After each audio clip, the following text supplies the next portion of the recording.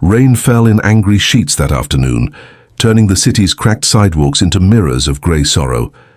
Nathan Hale clutched his daughter's small hand as they waited at the crowded bus stop, his worn jacket soaked through, his eyes tired but gentle. To anyone passing by, he was just another struggling single father, another face among hundreds trying to make it through another day. But inside him burned a quiet, stubborn love, the kind that would sacrifice anything to protect his little girl, Emily. He worked double shifts at the auto shop, patching engines by day and doing deliveries at night. Every dollar went to rent, to food, to the promise that Emily would never have to grow up the way he did. But fate, as it often does, had a cruel sense of timing. At the far end of the bus stop sat a young woman in a torn coat, her eyes sunken, her face pale beneath the flickering streetlight. She had the kind of beauty that hadn't yet been completely erased by hardship, sharp cheekbones, soft brown eyes, but she looked like someone who hadn't eaten properly in days. Her fingers trembled as she tried to warm them with her breath. Her name was Lily, and she was invisible to the world. As the rain thickened, a bus hissed to a stop, and people surged forward, umbrellas colliding, voices raised. Nathan lifted Emily onto his arm, ready to board, but then in one heart-stopping second everything changed. Emily squirmed out of his grasp. She was chasing something, her small red ball that had rolled into the street. Nathan shouted, but his voice was drowned by the roar of tires. A truck was speeding through the intersection, its headlights slicing through the curtain of rain. Nathan's heart froze. Before he could move, a blur shot forward. The homeless woman, Lily, had seen it too. She lunged into the road, her thin frame moving faster than instinct should have allowed. She grabbed Emily's jacket and yanked her back just as the truck screeched past, splashing water in a violent spray. The ball was crushed beneath its tires. The sound echoed like thunder. Nathan ran to them, his chest heaving, adrenaline surging through every nerve. Emily clung to Lily, crying into her soaked coat. "Are you okay?" Nathan gasped, dropping to his knees beside them. Lily nodded, her breaths ragged. "She's fine. She just ran out. I couldn't let her..." Her voice broke before she could finish. Nathan's eyes widened. You saved her life." The bus driver honked, irritated, as if nothing extraordinary had happened. Commuters stared for a moment, then turned away, back to their screens, their umbrellas, their routines. But Nathan couldn't take his eyes off Lily. She was shivering uncontrollably. Her lips almost blue. He wanted to thank her, to offer her warmth or food, but before he could, she collapsed onto the wet pavement. Hey, stay with me," Nathan shouted, shaking her shoulder. Panic surged through him as Emily started crying harder. Rain poured over them like punishment. Nathan lifted Lily's limp form into his arms, his voice trembling as he yelled for help. People stared but didn't move. Just another stranger on the street.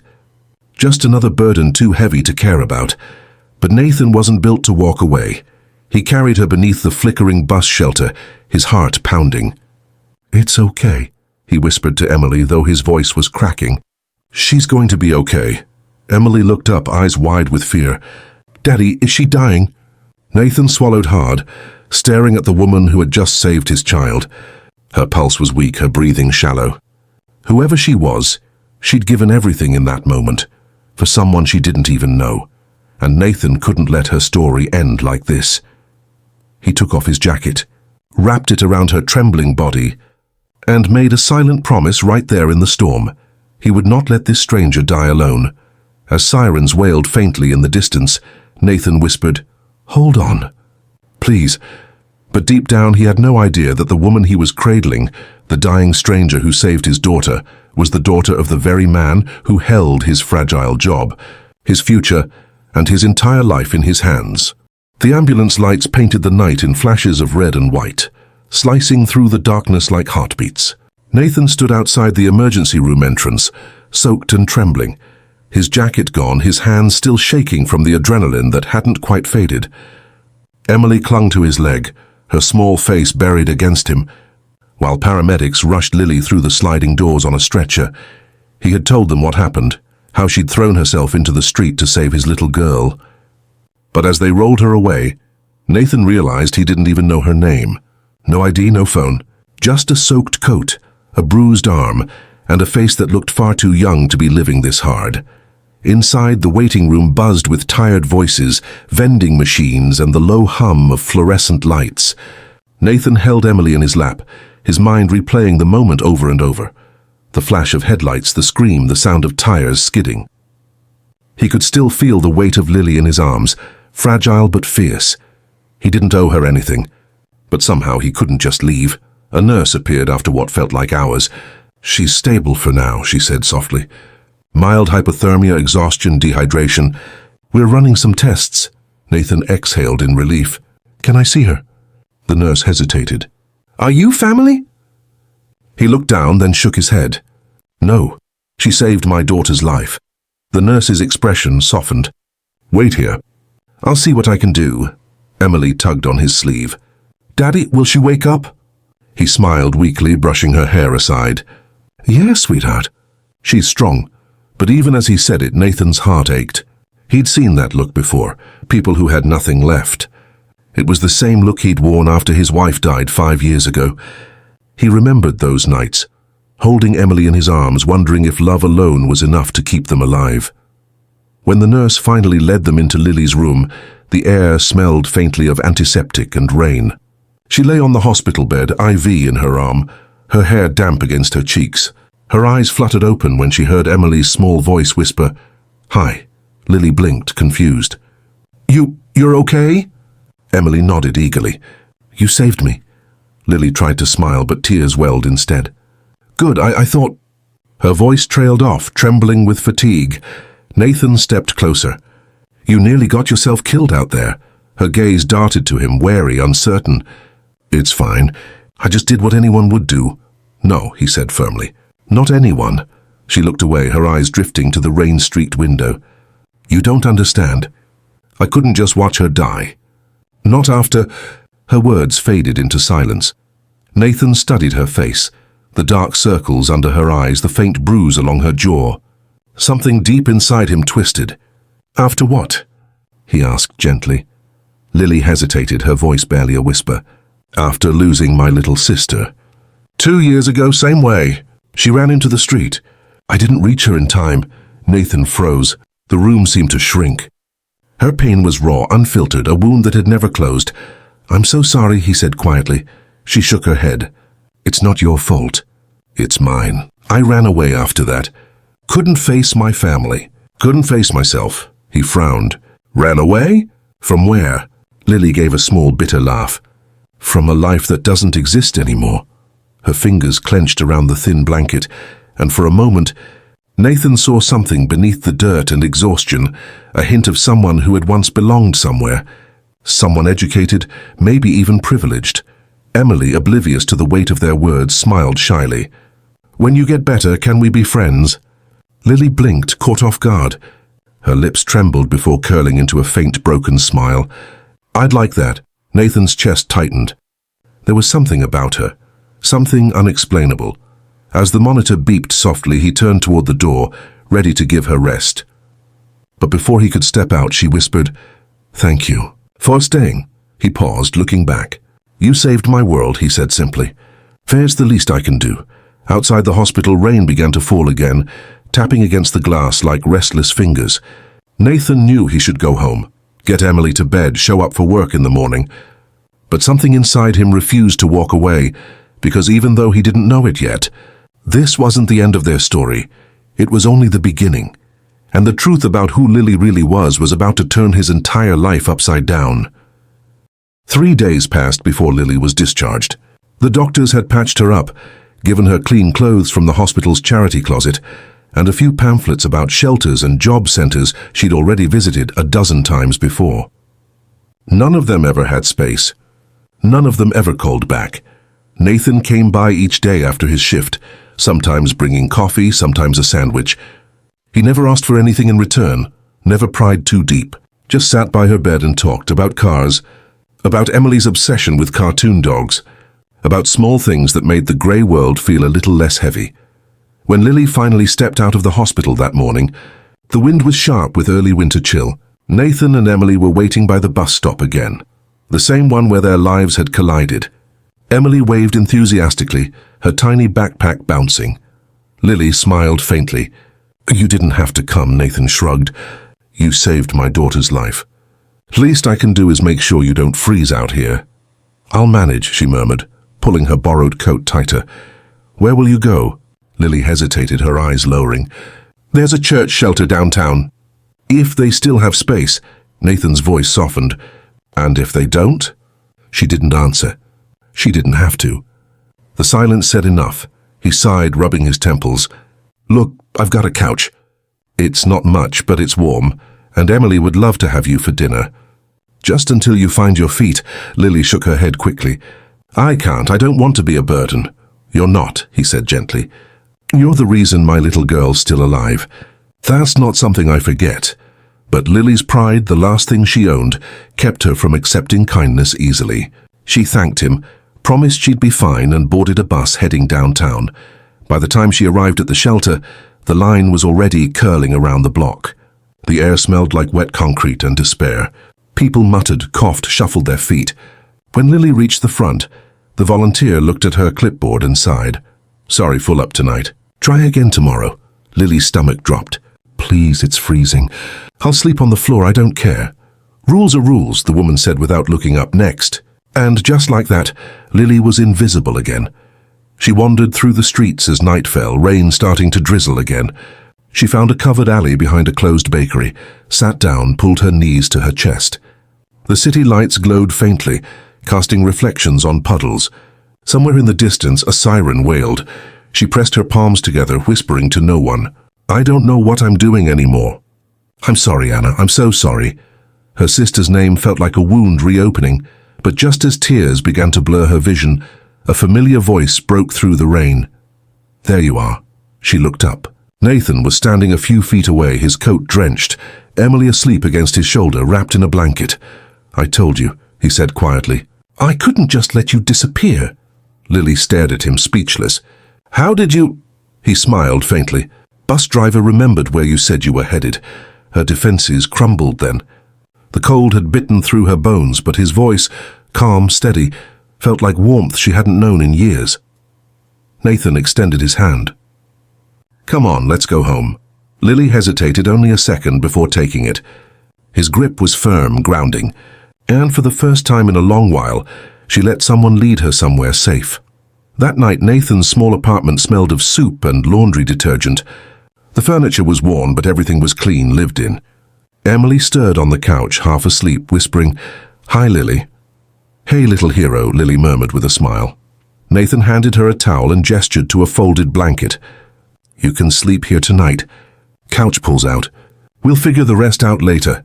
Lily nodded, tears threatening to spill. Thank you, Nathan. So I mean it.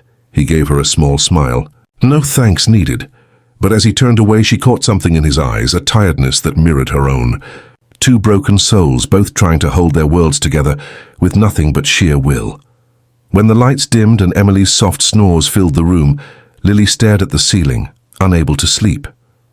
Her mind churned with the memory of her father's face, the powerful man she'd walked away from 2 years ago after her sister's death. The man who would have moved heaven and earth to find her if he only knew where she was. She turned on her side, watching Nathan's silhouette as he checked on Emily, adjusting her blanket with the gentleness of someone who'd loved deeply and lost deeply too. Lily whispered to herself, barely audible, if he ever finds out who I am. She didn't finish the sentence. She didn't need to, because deep down she already knew. If her father learned she was living under the same roof as one of his struggling employees, everything would shatter. Morning sunlight poured through the thin curtains, soft and golden, warming the little apartment. Lily woke to the smell of coffee and the sound of laughter, Emily's sweet giggle echoing from the kitchen. For a moment she didn't move. She simply listened. It had been so long since she'd heard laughter in the same space as her own heartbeat.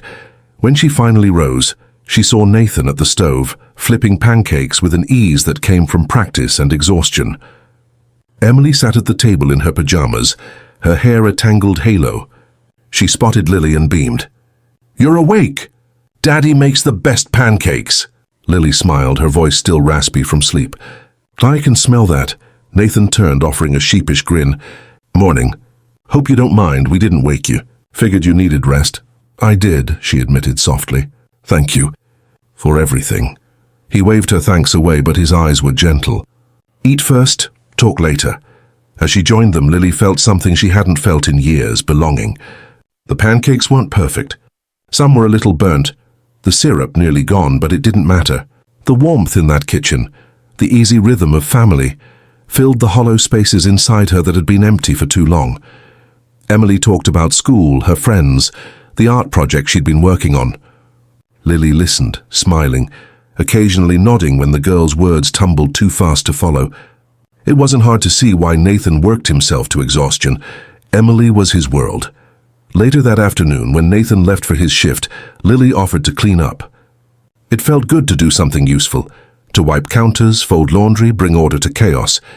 As she worked, she noticed framed photos scattered around the apartment. Pictures of Emily as a baby, one of Nathan in a mechanic's uniform, grease-stained and grinning beside an old car. But there were no pictures of anyone else, no wife, no family. When Nathan returned that evening, weary and grease-smeared, Lily was sitting with Emily on the couch, reading aloud from a storybook. The sight made him pause in the doorway, his chest tightening with an ache he didn't expect. "You two look cozy," he said, setting down his lunchbox. Emily grinned. "Lily reads funny voices. She made the dragon sound like Grandma," Nathan chuckled. "That's a talent," Lily's cheeks flushed. "She's got quite the imagination." As the evening stretched on, they talked more about simple things, the kind of things that feel ordinary until you realize you've missed them. The comfort of shared meals, laughter over mismatched mugs, the quiet safety of knowing someone else is there. But as the days turned into weeks, something shifted inside Lily. She began to feel both safe and terrified. Safe in the warmth of their home, terrified of being discovered. She often caught herself staring at Nathan when he wasn't looking, at the strength in his hands, the sadness behind his smile. He worked tirelessly, sometimes coming home long after midnight, always careful not to wake Emily. Sometimes, Lily would leave a plate of food out for him, pretending she wasn't waiting up one night. When he came home limping slightly, she noticed his knuckles were bruised. "What happened?" she asked, concern knitting her brow. He shrugged. "Old equipment at the shop. Boss is pushing us harder. They're threatening layoffs next month." Lily's heart clenched. "That's awful." "Yeah," he sighed, sinking into a chair. "Guy who owns the company. Runs it like we're machines, not people." Lily froze. Her pulse quickened. "What's his name?" Nathan rubbed the back of his neck, not noticing her tension. "James Whitmore." "You know him?" Her breath caught. Her father. The name hit her like a slap. James Whitmore, the ruthless CEO, her father, the man who'd built an empire on ambition and control. The man she'd walked away from when he blamed her for Anna's death. The man who right now was threatening to destroy the one person who'd shown her compassion. She forced her voice to stay steady. "I've heard of him." Nathan chuckled bitterly. "Yeah, most people have. He's a legend in his world. Built everything from scratch. But the workers were just gears in his machine. One mistake, one slow week, and you're gone." Lily looked down, her hands trembling under the table. "He sounds cold." "Cold doesn't even begin to cover it," Nathan muttered. "If I ever met him, I'd tell him to his face what his greed costs people like us." Lily's throat tightened. She wanted to speak, to tell him the truth. But the words wouldn't come. Because the moment she did, everything would change. Nathan stood stretching. "Hey, thanks for keeping Emily company. You've made things easier lately. It's nice having someone around who cares." She met his gaze, eyes glistening. "You deserve that, Nathan. You really do." As he disappeared down the hall, Lily sank into the couch, her heart pounding. Emily had fallen asleep beside her, small hand resting in hers. Lily brushed a strand of hair from the child's forehead and whispered, "I won't let him take this from you. From any of us." For the first time in years, she felt a purpose forming again, not for herself, but for the people who'd shown her kindness without knowing who she was. But in the shadows of that fragile peace, fate was already moving, because at that very moment across the city, her father was reviewing employee reports, and Nathan Hale's name was on the list for termination. The following week brought a kind of stillness that felt dangerous, like the quiet before a storm. Nathan didn't say much at breakfast anymore. He was trying to stay strong for Emily, forcing smiles and jokes, but Lily could see the cracks. He'd been called into extra shifts, working longer hours for less pay. The worry lines etched deeper into his face every day. One evening he came home late again, soaked in sweat and engine grease. His shoulders slumped under invisible weight. Emily ran to hug him, but even her warmth didn't seem to lift his exhaustion. "What's wrong?" Lily asked gently as he sat down. Nathan exhaled hard. "The shop's downsizing. The CEO, Whitmore, ordered cuts across departments.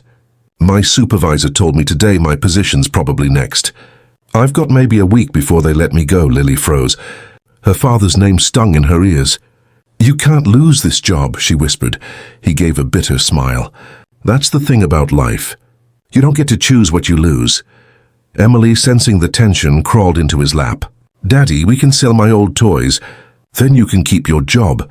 Nathan's smile wavered, but he hugged her tight. "You keep those, princess. Daddy will figure something out." Lily turned away, fighting tears. She couldn't let this happen. Not to him. Not after all he'd done for her, for Emily. But how could she stop it without revealing the truth? That night, after Nathan and Emily went to bed, Lily sat by the window staring out at the city lights. Her mind spun with memories she'd buried deep. Her father's voice echoed in her head. "You were supposed to watch her, Lily. She was your responsibility." She had been 17 then. Anna, 10, had darted across the street chasing her kite. The car hadn't stopped. Lily had screamed, begged, pleaded, but her father had only looked at her like she was a ghost. He'd built his empire from that pain, burying grief beneath power. And she'd run away, vowing never to be part of it again. But now, her past had collided with her present in a way she couldn't ignore. The next morning, while Nathan was at work, Lily borrowed his old laptop. She found a public Wi-Fi signal from the cafe across the street and opened the Whitmore Industries website. Her father's face appeared on the screen, older now, colder. Press releases, company updates, stock photos of smiling employees. It all looked polished, sterile, heartless. She dug deeper, past the headlines and polished lies, and found the list of layoffs being reviewed. Her stomach turned when she saw Nathan Hale's name, printed in black and white under pending termination. Her hands shook. She knew what this meant. She could fix it, if she revealed herself, but doing that would open every wound she'd tried to heal. It would drag Nathan into a world of secrets, wealth and cruelty. He'd never look at her the same again. Then Emily appeared in the doorway, rubbing her eyes. "Lily, why are you crying?" Lily quickly wiped her tears and smiled. "Just tired, sweetheart." "Couldn't sleep." Emily patted over and hugged her. "Daddy says when you're sad, you should find something good to hold on to." Lily smiled weakly. "And what's that for you?" Emily thought for a second. "You and Daddy. You're my something good." The words shattered her. When Nathan returned home that night, Lily tried to act normal, but he noticed her silence. "You okay?" "You've been quiet all day," she hesitated, then said softly, If you could talk to this Whitmore guy, if he could see what kind of man you are, maybe he'd change his mind." Nathan chuckled darkly. "Do you think a man like that cares? He's got everything, money, houses, power. He's not the kind to notice people like me." Lily's voice trembled. "Maybe you'd be surprised." He looked at her, confused. "You say that like you know him." Her heart pounded so hard she could barely breathe. I used to." Nathan frowned. "Used to?" She opened her mouth to speak, but Emily came running in, waving a drawing. "Look, I made us a family picture." In her innocent crayon masterpiece, 3 stick figures stood hand in hand under a bright yellow sun. Nathan, Emily, and Lily. At the bottom, Emily had written, "My family." Nathan smiled softly, pulling his daughter into his arms. But Lily's heart twisted. That drawing was everything she'd ever wanted, and everything she was about to destroy. Later, after Emily was asleep, Nathan stepped out to buy groceries. Lily sat alone, staring at the laptop again. Her father's email address stared back at her from the corporate contact list. Her fingers hovered over the keyboard. She could end Nathan's suffering. She could save his job. But it would mean exposing herself. After a long breath, she began to type. "Father, it's me, Lily." Her hands trembled as she continued. "I know I disappeared. I know I don't deserve your forgiveness. But there's a man, Nathan Hale. He works at your company. He's good, honest, and struggling. Please, don't take his job. You don't know him. But he's the kind of person this world needs more of. She hesitated before adding, he's the one who gave your daughter a home when she had nowhere else to go. When she hit send, her chest tightened. She closed the laptop, burying her face in her hands. Outside, thunder rolled across the sky. Across town, in a towering glass office, James Whitmore stared at the email on his screen. His hands went still, his coffee forgotten. His eyes narrowed as he whispered the name he hadn't spoken in years. Lily. The storm had begun. The next 2 days were heavy with silence. Lily tried to carry on as if nothing had happened, making breakfast, helping Emily with her homework, pretending that the air around her wasn't thick with dread. But every sound made her flinch. The buzz of Nathan's phone, the knock of the mail slot, even the hum of passing cars outside the window. She knew what she'd done. The email had crossed oceans of time and pain, and now there was no turning back. Nathan sensed something was off. "You've been jumpy," he said one morning, lacing his boots before work. "Everything okay?" She forced a smile. "Just tired." He studied her face for a moment, concern darkening his eyes, but he didn't press. "I'll be late tonight. They're doing final evaluations. If I don't make it through this week—" He trailed off. "You will," Lily said softly. He gave her a half smile. "You sound sure." "I am," she lied. After he left, Lily's phone, an old flip model Nathan had given her for emergencies, buzzed for the first time. No caller ID, just a single message, "Lily, come home." Her breath caught. Only one person in the world would write that. Her father had found her. By evening, rain started to fall, light and steady, like it had the day she met Nathan. Emily had fallen asleep on the couch, and Lily was sitting by the window when a sleek black car pulled up outside the apartment building. Her pulse quickened. The tinted window lowered, and a man in a dark suit stepped out, her father's driver. She barely had time to grab her coat before a sharp knock rattled the door. "Miss Whitmore," the driver said in a formal tone, his gaze steady. "Your father requests your presence immediately." Her voice trembled. "He knows where I live?" "Mr. Whitmore knows many things, ma'am." He said, "It's urgent."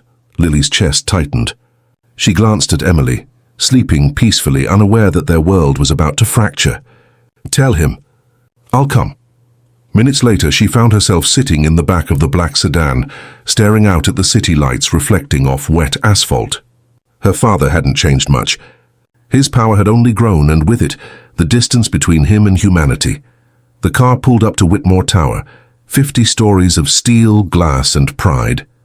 As she stepped inside, memories flooded back, her mother's laughter echoing through marble halls, her sister's tiny hand clutching hers, and her father's voice, cold and final, banishing her the night Anna died. She entered his office slowly. James Whitmore stood by the window, silver hair neatly combed, posture straight as ever. He didn't turn as he spoke. "I wondered how long it would take before you needed something." Her voice cracked. "It's not for me." He turned then, his eyes sharp, unreadable. "Nathan Hale." Lily froze. "You read it." "I did," he said simply. "A mechanic. A single father. You're living with him." His tone was neither shocked nor angry, just coldly curious. "Do you know how that looks?" Her chin trembled. "He's a good man, Dad. He saved me when I had nothing. He's raising a little girl on his own. He's kind, selfless, everything you used to be." His expression darkened. "You've been living among my employees like some charity case, hiding under false names while I thought you were dead." "You didn't want me alive," she shot back. "You made sure of that when you blamed me for Anna." The silence that followed was deafening. For the first time, James's composure cracked. "You left me," he said quietly, almost brokenly. "Do you have any idea what that did to me? Losing one daughter in the street and the other to shame?" Lily's eyes softened. "I was a kid, Dad. I didn't know how to stay." He looked at her for a long moment, then sighed. "You said this Nathan saved you. Fine, his job is safe. He'll even get a raise. But you—" His gaze hardened again. "You're coming home tonight," she shook her head. "No." His voice rose sharp as thunder. "You owe me that much." Her eyes filled with tears. "I owe you nothing but the truth. I found peace there. For the first time in years, I feel like I belong somewhere, Not because of money or guilt, but because someone saw me for who I am. James's jaw clenched. And if he finds out who you really are? That you're the daughter of the man who nearly fired him. What do you think he'll say then? Her heart twisted painfully. He'll hate me, she whispered. James stepped closer, his voice softening. Then let me protect you from that pain. Come home. But Lily turned toward the door, trembling. You can't protect me from truth, Dad. You never could. She left before he could stop her. Back at the apartment, the lights were off. Nathan sat at the kitchen table, papers spread before him, a strange look on his face. He looked up slowly as she entered. Where were you? His voice was low, strained. Lily froze. I had to clear my head. He held up a sheet of paper, an official company email printed and creased. Whitmore Industries just reversed the layoffs. My supervisor said the CEO himself intervened personally.